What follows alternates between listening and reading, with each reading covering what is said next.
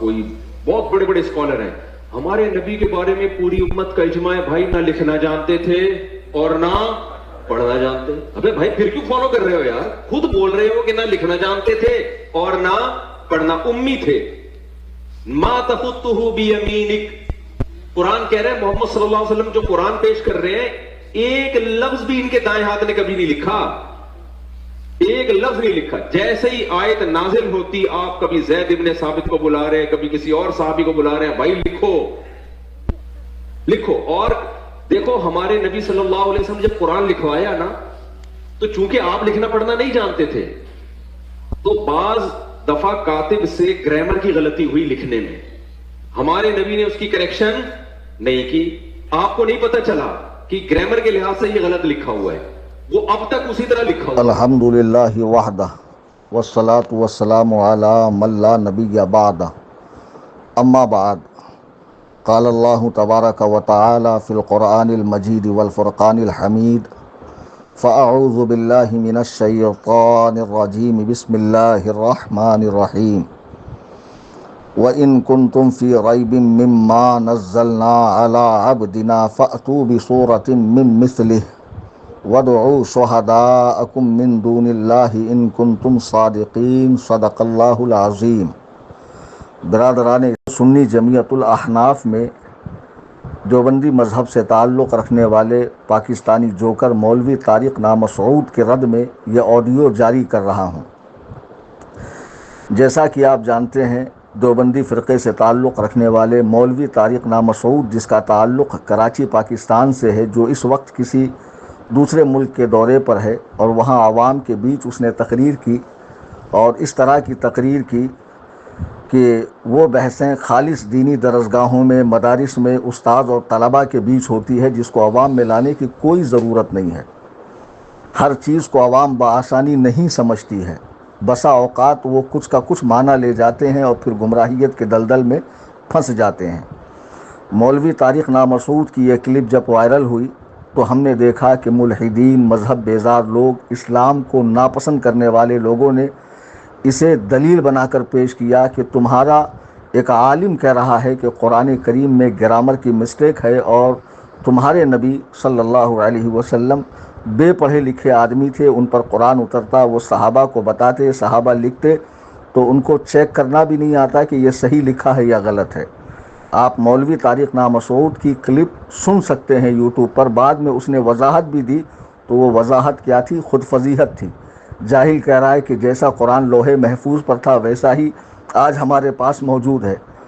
تو تیرے بقول کہ اس میں گرامر کی مسٹیک ہے تو مجھے بتا کیا لوح محفوظ پر بھی اللہ تعالیٰ سے مسٹیک ہوئی؟ معاذ اللہ رب العالمین۔ مسلمانوں، اسی لیے کہا جاتا ہے دیوبندی مذہب کی اصل کو سمجھیے۔ یہ انگریزی دور میں پیدا ہونے والا ایک فرقہ ہے جس کی بنیاد ہی حب خدا اور بغض نبی میں رکھی گئی ہے۔ ان کے مذہب کی بنیاد ہی یہ ہے کہ نبی کریم صلی اللہ علیہ وسلم کو منہ بھر بھر کے گالیاں بکی جائے اور لکھی جائے، اور شروع سے 150 سالوں سے علماء اہل سنت ان کا رد کر رہے ہیں۔ اب عوام کہتی ہے جنہوں نے لکھا تھا وہ مر گئے، اپنی اپنی قبروں میں چلے گئے، اب نئے لوگوں سے کیا لینا دینا؟ تو لو، نئے لوگوں نے بھی ویڈیو اپلوڈ کر دی اور قرآن کریم کے اعجاز پر، فصاحت پر، بلاغت پر سوال کھڑا کر دیا، اور تمہارے پیارے نبی علیہ الصلاۃ والسلام کو کس حقارت بھرے انداز میں یاد کیا۔ آئیے ہم اس کی دونوں باتوں کو سمجھتے ہیں۔ اس نے جو کہا کہ قرآن میں گرامر کی مسٹیک ہے تو پہلے اسے سمجھنا چاہیے کہ رسول رحمت علیہ السلام کی 40 سالہ زندگی ایک شفاف آئینے کی طرح عرب معاشرے کے اندر تھی۔ جب آپ نے جبل فاران سے اعلان نبوت فرمایا اور آپ پر وحی کا سلسلہ شروع ہوا تو عرب میں وہ لوگ جو بہت پڑھے لکھے تھے، ماہر تھے، زبان و بیان کے ماہر تھے، فصیح تھے، بلیغ تھے زبان و بیان پر، جن کو پورا عبور حاصل تھا، ان کے درمیان ایک ایسا شخص جس نے کبھی کسی سے پڑھا نہیں، کسی سے لکھا نہیں، سمجھے، کسی سے پڑھا نہیں، کسی سے لکھا نہیں، وہ ایک نئی بات لے کر آتا ہے تو ان کے اذہان بھی جو ہے وہ حیران و پریشان ہو جاتے ہیں کہ آخر جس شخص نے 40 سال تک کسی کے سامنے زانوی ادبتہ نہیں کیا، کسی کے سامنے ایک حرف پڑھا نہیں، لکھا نہیں، وہ ایسی عجیب و غریب باتیں کیسے کر رہا ہے؟ وہ ایسی عجیب و غریب باتیں کیسے کر رہا ہے؟ تو قرآن کریم میں رب ارشاد فرماتا ہے وَإِن كُنتُم فِي رَيْبٍ مِّمَّا نَزَّلْنَا عَلَىٰ عَبْدِنَا فَأْتُوا بِسُورَةٍ مِّن مِّثْلِهِ،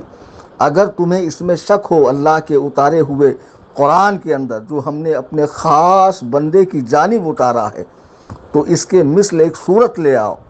فَأْتُوا بِسُورَةٍ مِّن مِّثْلِهِ، اس کی طرح ایک چھوٹی سی سورہ لے آؤ، وَادْعُوا شُهَدَاءَكُم مِّن دُونِ اللَّهِ إِن كُنتُم صَادِقِينَ، تو اللہ کے سوا تمہارے جتنے مددگار ہیں، حمایتی ہے، سارے حمایتیوں کو بلا لو اگر تم سچے ہو۔ ذرا سوچئے جب یہ چیلنج اللہ پاک نے دیا تو عرب کے ان فصحاء پر اور بلغاء پر کیا قیامت ٹوٹی ہوں گی۔ عرب کے لوگ فصاحت و بلاغت کے میدان کے شہسوار تھے،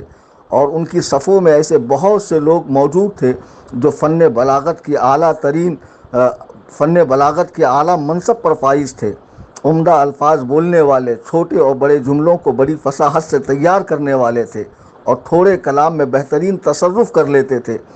اپنی منشا کو، اپنی مراد کو بڑے عمدہ انداز میں بیان کرتے تھے، کلام میں فصاحت و بلاغت کے تمام فنون کی رعایت کرتے تھے، اور ایسے ماہر تھے کہ فصاحت و بلاغت کے جس دروازے سے چاہتے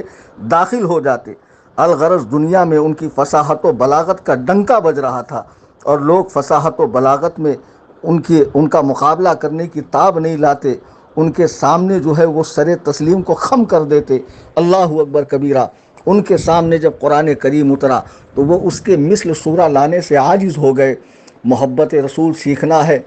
تو اہل سنت و جماعت بریلوی مسلک والوں سے سیکھو، بریلوی مسلک کے امام سے سیکھو کہ اعلیٰ حضرت اس موقع کے حوالے سے فرماتے ہیں، یا رسول اللہ تیرے آگے یوں ہے دبے لچے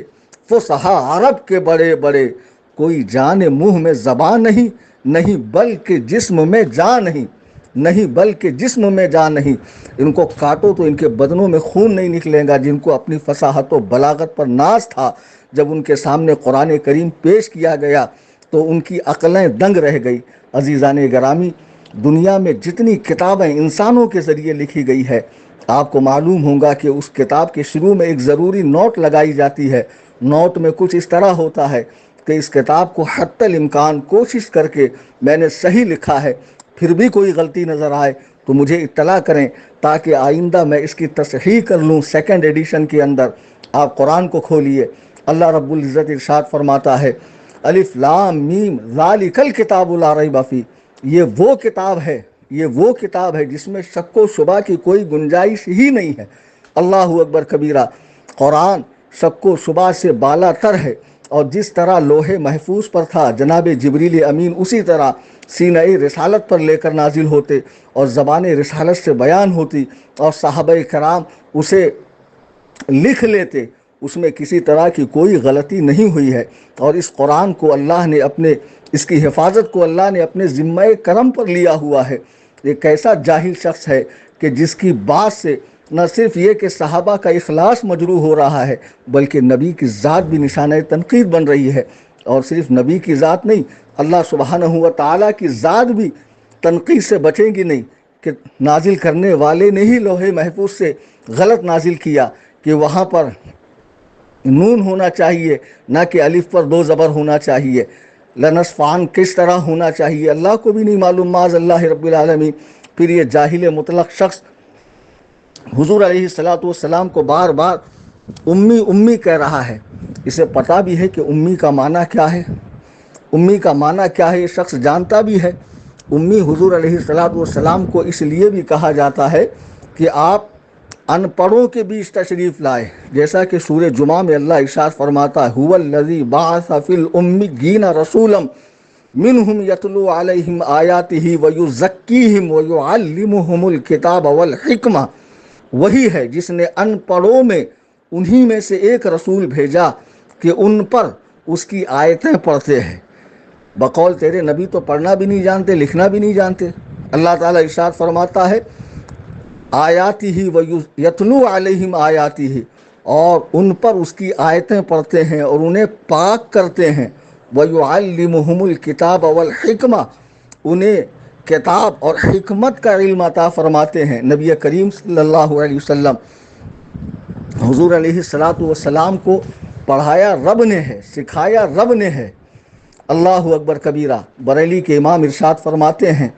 ایسا امی کس لیے منت کشے استاد ہو، کیا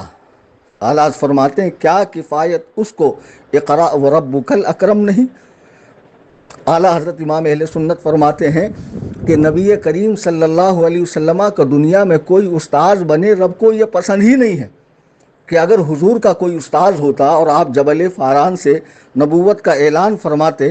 فرماتے ہیں تو اس وقت عرب کے لوگوں نے کہا نہیں ہوتا کہ اے محمد ہم آپ کو نبی کیوں مانیں، ہم اس کو نبی نہیں مانیں گے جس نے آپ کو پڑھایا لکھایا۔ تو اعلیٰ حضرت فرماتے ہیں ایسا امی کس لیے منت کشے استاد ہو، کیا کفایت اس کو اقرا وربک الاکرم نہیں، یعنی اس ذات کو کسی استاد کا احسان لینے کی حاجت نہیں تھی جس کو رب تعالیٰ نے خود پڑھایا ہو، جس کو رب تعالیٰ نے خود پڑھایا ہو۔ اور کیا رب کا پڑھایا ہوا کافی نہیں تھا؟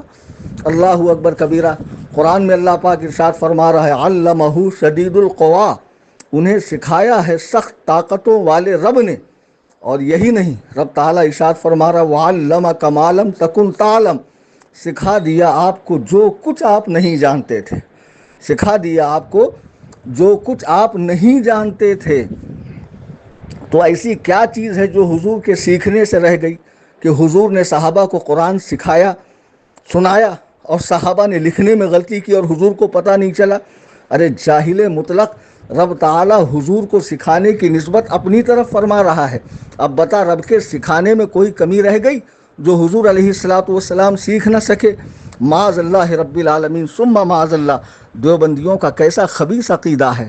یاد رکھیں کہ جس رسم قرآن پر تو اعتراض کر رہا ہے یہ رسم قرآن توفیقی ہے، اجتہادی نہیں ہے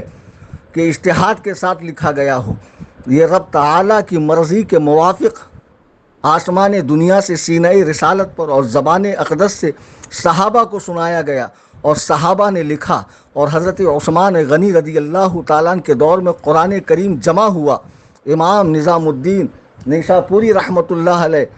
مناہل القرآن میں ارشاد فرماتے ہیں کہ ائمہ دین کی ایک جماعت نے کہا خط مصحف کے سلسلے میں رسم عثمانی کا اتباع علماء، قراء اور کاتبوں پر واجب ہے، کیونکہ یہی زید بن ثابت کا رسم الخط ہے جو نبی کریم صلی اللہ علیہ وسلم سے سن کر حضرت زید بن ثابت نے لکھا، جو کہ کاتب وحی اور امین رسول تھے، جسے تو غلطی کہہ رہا ہے جاہل آدمی، تمہیں اتنی سمجھ نہیں ہے کہ یہ قواعد ہیں،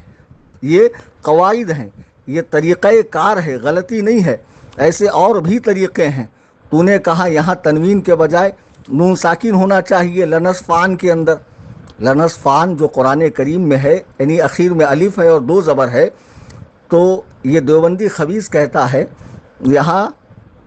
یہاں جو ہے تنوین نہیں ہونا چاہیے تھا،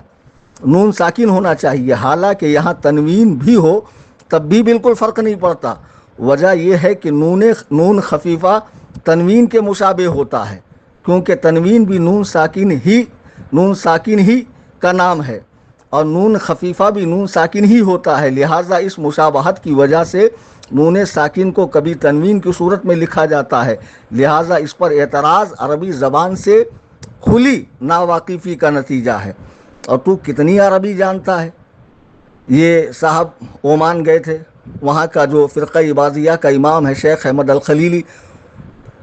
اس سے ان کی ملاقات ہوئی، انٹرنیٹ پہ وہ ملاقات ہے۔ وہ عربی فصیح و بلیغ بول رہا، اس کے مقابلے میں یہ چون کا مربع، اس کی زبان ہی نہیں کھل رہی ہے، اس کی زبان ہی نہیں کھل رہی ہے۔ اور اسی عمان مسقط میں اس کے بعد 2 مرتبہ میں نے دورہ کیا اور میں نے وہاں صحابی رسول حضرت مازن ابن غزوبہ رضی اللہ تعالیٰ کی مزار پر عربی میں پوری تفصیل بتائی ہے اس مزار کے تعلق سے، اس دورے کے تعلق سے، آپ جا کر سنیے۔ یہ آج بھی علماء اہل سنت بریلویوں کے مقابلے میں کوئی حیثیت نہیں رکھتے ہیں۔ یہ تو بس تبلیغی جماعت کی محنتیں ہیں جو گاؤں دیہات جا کر ان کا کام بڑھا دیا، اور آج یہ جوکر لوگ جو 4 شادی کے فوائد بتاتے ہیں انٹرنیٹ پر بیٹھ کر، جو کھانے کی ریسیپی بتاتا ہے، جب ایسے بھانڈ لوگ حدیث و قرآن کے معاملے میں دخل دیں گے موچی جس کا کام چپل سینا ہے، اگر وہ بخاری مسلم کھول کر بیٹھ جائے اور قرآن کی تفسیر بالرائے کرنے لگے تو معاذ اللہ رب العالمین تباہی تو آنی ہے، امن تو اٹھنا ہے، سلامتی کو تو خطرہ ہونا ہے۔ افسوس، صد افسوس کہ اس پر لگام کسنے کے بجائے، اسے ڈانٹنے ڈپٹنے کے بجائے، اس پر فتویٰ دے کے چپ کرانے کے بجائے دیوبندی اس کی بھی تعویلیں کر رہے ہیں معاذ اللہ رب العالمین، جنہوں نے ان خبثائے اربعہ قاسم نانوتوی، گنگوہی، امبیٹوی، اشرف علی تھانوی کی صریح کفریہ عبارات کی تعویل کی، آج جو ہمارے دور میں ویڈیو ریکارڈ ہو کر منظر عام پر آ چکا ہے مولوی طارق نامسعود کا بیان، اس کی بھی تعویلیں کر رہے ہیں، اور خبیث کو اپنے بیان کے اندر کوئی کمی نظر نہیں آ رہی۔ حضور کا بغض تو دیکھیے، کہتا ہے کہ آپ امی ہے، ان پڑھ ہے، آپ کے سامنے غلط لکھا گیا تو آپ نے اسے روکا نہیں، ٹوکا نہیں۔ ارے جاہل اعظم، امی حضور علیہ السلام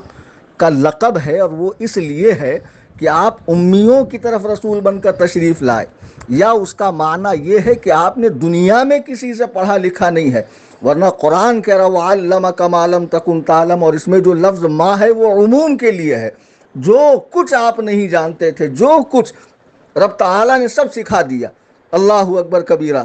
جو کچھ آپ نہیں جانتے تھے رب تعالیٰ نے سب سکھا دیا حضور پاک علیہ السلام کو۔ یا امی کا معنی ہے وادی ام القریٰ کا رہنے والا، ام القریٰ مکے کا ایک نام ہے۔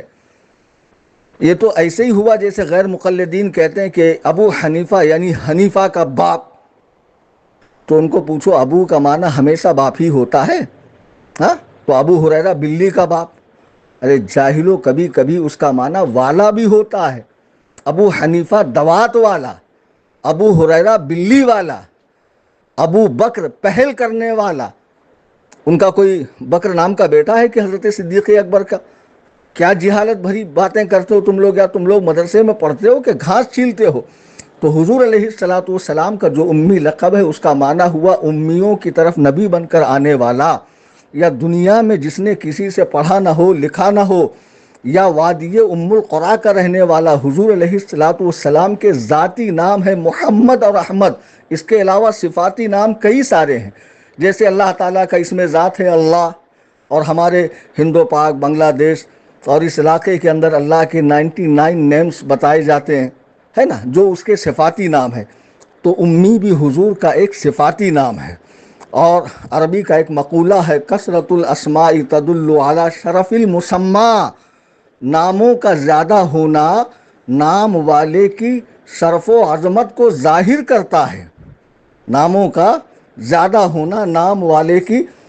شرف اور اس کی عظمت کو ظاہر کرتا ہے۔ جاہل اعظم، جب تم کو نہیں معلوم معاذ اللہ رب العالمین، تم گرامر سے قرآن کو جانچو گے؟ جی نہیں، قرآن سے گرامر کو جانچا جائے گا، قرآن سے گرامر کو جانچا جائے گا۔ اور یہ قرآن میں غلطی ہوتی تو جس معاشرے میں قرآن نازل ہوا، جہاں زبان و بیان کے بڑے بڑے ماہرین تھے، جو زبان و بیان کی نوک و پلک کو درست کیا کرتے تھے، وہ اس غلطی کو چلنے دیتے؟ ارے جاہل، تجھ پر اللہ کی لعنت ہو، خبیثوں اسے فالو بھی کر رہے ہو؟ ہاں، دورے ہوتے ہیں، بہت بڑا مفتی ہے الحمدللہ، اس فقیر کے 11 ممالک کے دورے ہوئے، لیکن ہم اس کی طرح بیٹھ کر ویڈیوگرافی نہیں کرواتے، ویڈیو نہیں بنواتے، تصویر نہیں بناتے۔ الحمدللہ جہاں جاتے ہیں قرآن و سنت کا سچا پیغام دے کر لوگوں کو آتے ہیں، ان کی طرح شو آف نہیں کرتے ہیں، سیلفیاں نہیں لیتے، اور زبیدہ آپا کے ٹوٹکوں کی طرح جیسے یہ بتاتا ہے خوراک اچھی رکھو، خوراک بولنا تو سیکھ پہلے، ہاں، اور شادی کے فوائد بتاتا، بےہودہ باتیں کرتا ہے، اور یہ جب کسی غیر مقلد عالم کے سامنے بیٹھا ڈیبیٹ کے لیے، اس نے اس کی حالت خراب کر دی۔ یہ جاہل جہلا کے مجمع میں بیٹھ کر قرآن پر اعتراض کر رہا معاذ اللہ رب العالمین، اور حضور علیہ السلام کے اعجاز و فصاحت و بلاغت اور علوم کے حوالے سے کلام کر رہا ہے۔ نبی رحمت صلی اللہ علیہ وسلم ارشاد فرماتے ہیں، جس کے راوی حضرت ابو ہریرہ ہے، فضلت علی الانبیاء بست، اللہ تعالیٰ نے مجھے اور انبیاء پر، یعنی جناب آدم سے جناب عیسیٰ تک جتنے اللہ کے نبی آئے، ان سب پر رب تعالیٰ نے مجھے 6 باتوں کے ذریعے فضیلت عطا فرمائی۔ تو پہلی بات کیا ہے؟ اعطیت جوامع الکلم، مجھے بہترین کلمات دیے گئے، اللہ اکبر کبیرہ، مجھے بہترین کلمات دیے گئے۔ یعنی ہم جس بات کو کہنے کے لیے گھنٹوں گھنٹہ لگا دیتے ہیں، کتابوں کی جلدوں کے جلدیں تیار کرتے ہیں، حضور علیہ السلام سمندر کو کوزے میں بند فرماتے ہیں، سمندر کو کوزے میں بند فرماتے ہیں کہ ذرا سی بات ہوتی ہے آپ کی اور معنی بہت گہرا ہوتا ہے، مراد بہت لمبی ہوتی ہے، اس سے کئی باتیں نکلتی ہے اور فائدہ ہی فائدہ ہوتا ہے۔ تبھی تو اعلیٰ حضرت فرماتے ہیں تیرے آگے یوں ہے دبے لچے فصحا عرب کے بڑے بڑے، کوئی جان منہ میں زبان نہیں بلکہ جسم میں جان نہیں۔ عزیزان محترم، دیوبندیوں کے مکر کو پہچانیے، فریب کو پہچانیے۔ یہ وہ قوم ہے جس نے ہمیشہ حضور علیہ السلام کی ذات پاک کو ٹارگیٹ کیا ہے اور لوگوں کے دلوں سے محبت رسول کی روشنی کو کم کرنے کی کوشش کی ہے، عشق رسالت کو بجھانے کی کوشش کی ہے۔ بتائیے عوام میں اس طرح کی بات کرنا کہ قرآن میں گرامر کی غلطی ہے، معاذ اللہ رب العالمین۔ لوح محفوظ سے قرآن سینہ اطہر پہ اترا، آپ نے صحابہ کو بتایا، صحابہ نے لکھا، تو اور صحابہ نہیں تھے اس موقع پر کہ جن کو یہ پتہ ہونا چاہیے تھا کہ یہاں الف نہیں ہونا چاہیے، یہاں تنوین نہیں ہونا چاہیے؟ اور صحابہ کو نہیں پتہ تھا؟ جب حضرت عثمان غنی رضی اللہ تعالیٰ عنہ نے قرآن کو جمع کیا تو اس موقع پر اور صحابہ نے ٹوکا کیوں نہیں کہ حضور اس غلطی کو صحیح کر لیجئے؟ اور صحابہ نے یہاں ٹوکا کیوں نہیں؟ تم کہتے ہو وہاں نون ساکن ہونا چاہیے، وہاں پر نون ساکن ہونا چاہیے تھا، تو حضرت عثمان کے دور میں جو دیگر صحابہ تھے انہوں نے ٹوکا کیوں نہیں؟ جبکہ علماء فرما رہے ہیں کہ جس طرح حضرت عثمان رضی اللہ تعالیٰ نے قرآن کریم کو جمع فرمایا ہے، اسی جمع قرآن کا اتباع علماء پر، قراء پر، کاتبین پر، مبلغین پر، ناشرین پر، قرآن کی اشاعت کرنے والوں پر واجب ہے۔ تو کہہ رہا بلحاظ گرامر غلط ہے، جبکہ تو خود یہاں غلط ہے۔ وہ دونوں طرح درست ہے، اس میں گرامر کی کوئی غلطی نہیں ہے۔ اور جس دیوبندی کو لگتا ہے کہ مولوی طارق مسعود صحیح ہے تو وہ خبیث تو یہاں آ نہیں سکتا ہندوستان، نہ مجھے پاکستان جانے کا کوئی شوق ہے۔ تو یا تو کوئی ایسی صورت ہو کہ انٹرنیٹ پہ ایسے کچھ ہوتا ہو کہ ایک طرف وہ دکھے، ایک طرف میں بلا تصویر کیا ہوں، صرف آواز کی حد تک مجھ سے ڈیبیٹ کر لے، اس کو میں بتاتا ہوں کہ گرامر کی غلطی ہے کیا، معاذ اللہ رب العالمین ثم معاذ اللہ رب العالمین۔ یا کوئی دیوبندی جماعت کا مولوی ہندوستان میں اس فقیر سے مناظرہ کرنا چاہتا ہے اعجاز قرآن پر، حضور علیہ السلام کے علوم شریفہ پر، انہوں نے تو پہلے بھی سرکار کے علم کو شیطان لعین کے علم کے برابر کہہ دیا، کیا کچھ نہیں کہا انہوں نے۔ موقع بموقع اسی چینل سے میں دیوبندیت کو پھاڑ کر رکھوں گا انشاءاللہ، اسی چینل سے۔ سارے سنیوں کو چاہیے اس چینل، واٹس اپ چینل سنی جمعیت الاحناف کو فالو کریں۔ بہت آسان صورت ہے، آپ واٹس اپ میں جائیے، اپڈیٹس میں جائیے، اوپر سرچ کے بٹن پہ سنی ٹائپ کیجئے، نیچے لکھا آئے گا سنی جمعیت الاحناف، اس پر کلک کیجئے، فالو کا بٹن دبائیے، بیل آئیکن کو دبائیے، اس کی لنک تمام سنیوں کو بھیجیے۔ میں تمام فرقہ باطلہ کا یہاں سے جو ہے نا انشاءاللہ الرحمن فل علمی آپریشن کروں گا دلائل کے ساتھ میں۔ عزیزان محترم، مولوی طارق نامسعود نے جو بات کہی ہے اس سے ہمارے دلوں کو سخت ٹھیس پہنچی ہے۔ اللہ تعالیٰ اس مردود کا حشر ایسا فرمائے کہ لوگ سبق حاصل کریں، دیوبندیت سے دور ہو جائیے، تبلیغی جماعت سے دور ہو جائیے۔ یہ وہ ملعون مردود فرقہ ہے جو انگریز کے دور میں پیدا کیا گیا، جس کا مشن ہی نبی پاک علیہ السلام کی ذات اقدسہ کو نشانہ بنانا اور اسلام اور اس کی تعلیمات اور اس کی عبادات کو مشکوک بنانا ہے، تاکہ اسلام دشمن اسلام پر بھونکنے کا ان کو موقع مل جائے۔ اللہ تبارک و تعالی ہم سب کی حفاظت فرمائے اور ہمیں علم نافع عطا فرمائے اور اہل سنت کے مذہب پہ ہمیں استقامت نصیب فرمائے۔ فقیر محمد کلیم حنفی رضوی تمام احباب اہل سنت سے گزارش کرتا ہے کہ آپ میرے چینل سے جڑ جائیے۔